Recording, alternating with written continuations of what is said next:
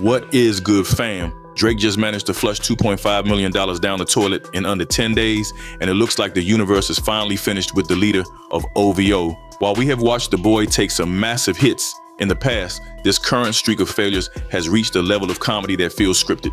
Back on July 19, 2026, Drake convinced himself he was a soccer genius and dropped $1.5 million on Argentina to win the World Cup final during regulation. Even though Argentina eventually took the trophy home later that night, the score stayed tied at 0-0 after 90 minutes, so Drake lost every penny when Spain secured a 1-0 win during extra time. That's too bad. That Drake curse. Yeah. Right? Anytime he's in somebody's corner, walking with them, they lose. Oh, he's the only one that broke it. He's the only one that broke the curse. Jim Cramer of fight betting. A winning ticket would have paid out $5.1 million, but instead this became one of the most expensive moments of the Drake curse that we have ever seen. Only a few days after that soccer disaster, he moved over to the UFC world to set another $1 million on fire by backing Conor McGregor against Max Holloway. Choosing Conor in that fight is like betting on a sinking ship to beat a speedboat, and the result was exactly what everyone expected. Once McGregor took that loss, the total for the week hit $2.5 million, and the entire industry started laughing at him immediately. This is not just a string of bad luck or a few tough breaks, because it is a clear pattern of a man who cannot pick a winner to save his life. That's what that was, okay?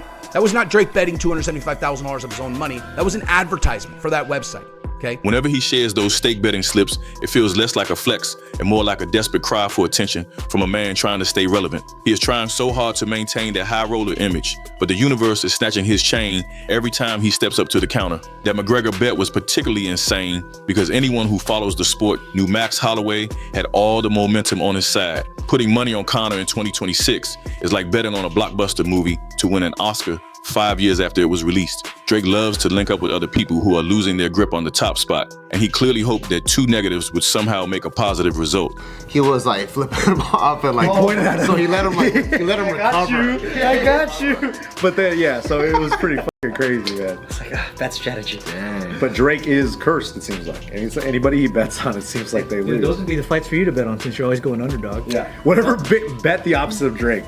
If he's doing the favorite, underdog Joe. Instead, he just ended up funding a victory party with another $1 million donation of his own money. The data from the Drake Curse tracking site shows a reality that is far more embarrassing than the actual headlines. By the end of July 2026, he was officially down more than $3 million on his public bets, which is terrible for a man who calls himself a mastermind. He has only won 32 out of 88 bets that have been tracked, which leaves him with a pathetic 36.4% win rate. A professional gambler would be laughed out of the building for those numbers, or they would just quit out of shame. It showed a total of over $8 million lost within just 1 month. He had placed a staggering $124 million worth of bets, and the sheer numbers felt like a cruel joke. He was like flipping him off and like pointing at him. So he let him recover. I got you. But then, yeah, so it was pretty fucking crazy, man. It's like, bad strategy. Dang. But Drake is cursed, it seems like. And anybody he bets on, it seems like they lose. Those would be the fights for you to bet on since you're always going underdog. Yeah. Whatever, bet the opposite of Drake. If he's doing the favorite, underdog Joe. A simple coin flip would give you a 50% chance of winning, but Drake is somehow doing worse than random luck right now. We watched him lose $1 million on the New England Patriots during Super Bowl 60, yet he continues to throw money at the wall in hopes that something will stick. The real story here is that these reckless bets look like a desperate move to hide how much aura he has actually lost lately. Kendrick Lamar buried him in a lyrical coffin back in 2024, and Drake has been scrambling to prove he is still that guy ever since. Gambling receipts will never buy back cultural respect, no matter how many millions he throws at a soccer match or a roulette wheel. He is currently trapped in a gilded cage where he can move all the units he wants without ever winning another battle for the heart of the culture. You know what? It does have those undercurrent feelings of cynicism and very sinister indeed. While he drops millions on soccer matches and fight nights, he is losing even more ground where it actually counts in the court of public opinion. Fans are not looking at these tickets and seeing a boss because they are starting to view him as a mascot for taking big losses. He is trying his hardest to maintain that high roller status, but the streets have already moved on to a completely different chapter. Breaking every Billboard record with this new trilogy of albums does not change the fact that he is just a commercial machine with no soul left. Drake has more cash than he knows how to spend, but he clearly misses the feeling of being the main character in this story. That title belongs to Kendrick Lamar now, and no amount of money will help Drake gamble his way back to the top of the game. Maybe I shared with too many people back then and used to just feel like our secret. His bank account to fill the massive hole that Not Like Us left in his legacy is a failed mission for the boy.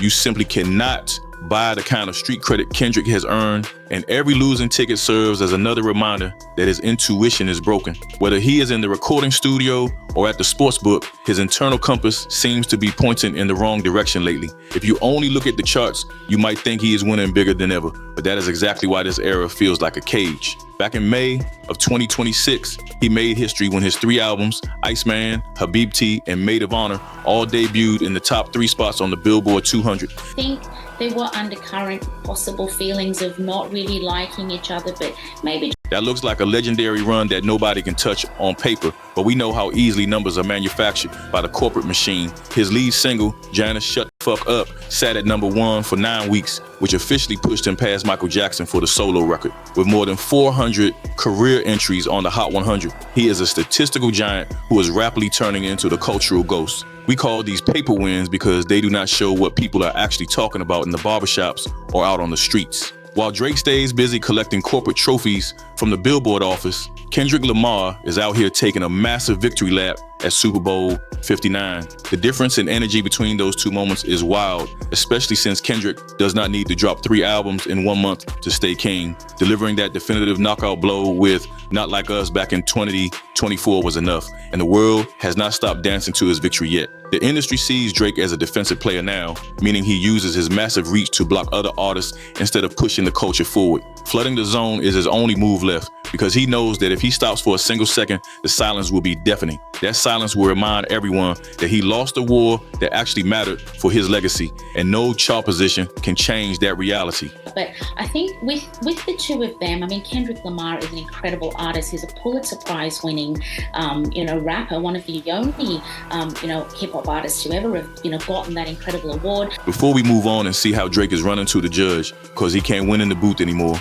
tell me what y'all think. Is dropping 3 albums back to back a boss move, or is he just trying to drown out that ill? Let me know in the comments. No cap. While you at it, like and subscribe. Let's get back into it. Drake heads straight to the courtroom when the hits stop landing and the gambling debts start piling up because he thinks he can just buy a victory. He is currently trapped in this messy litigation against Universal Music Group and Spotify, where he claims they used some pay to play scheme for Kendrick's diss tracks. Suing the same people who built your entire empire just because you got smoked in a rap beef is the definition of a sore loser. A judge ruled back in June of 2025 that Discovery could move forward into Drake's own contracts and internal data from Universal Music Group about that Super Bowl show. Legal experts are calling this whole lawsuit a Hail Mary, and that is just a polite way to say he is desperate to explain his 2024 loss. He wants us to believe it was never a fair fight and that corporate interests or secret algorithms sabotaged him once he lost control of the machine. The irony here is wild because Drake was the main one benefiting from that exact corporate system